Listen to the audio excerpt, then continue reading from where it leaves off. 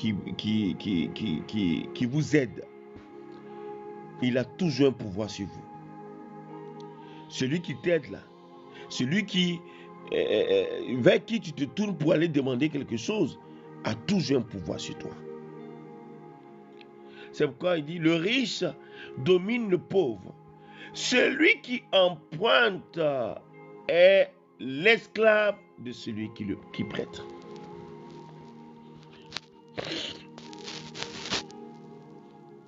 C'est la Bible qui te dit ça en Proverbes chapitre 22, verset 7.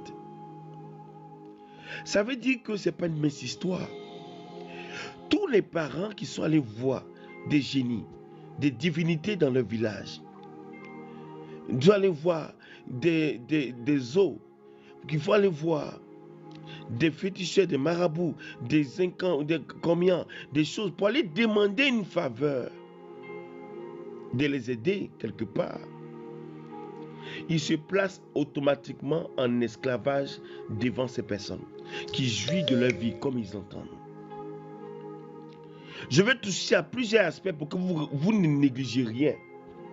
Automatiquement, quand un parent va comme ça vers cette entité, le parent se place comme un esclave sous l'entité. Or, Dieu a dit dans la parole, tu adoreras Dieu seul et tu l'aimeras plus que tout.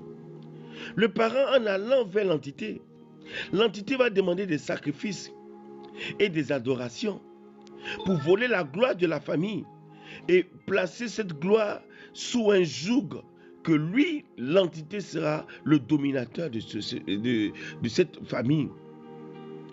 Et il va vous promettre la protection. Il va vous promettre beaucoup de choses. Et là, ça te transforme en un péché, à une abomination devant Dieu. Parce que le parent qui allait adorer, qui allait demander à cette divinité, s'est placé sous un joug.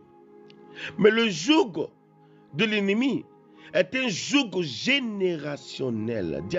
Générationnel. C'est-à-dire que ce n'est pas le parent seul qui vit cela, mais tout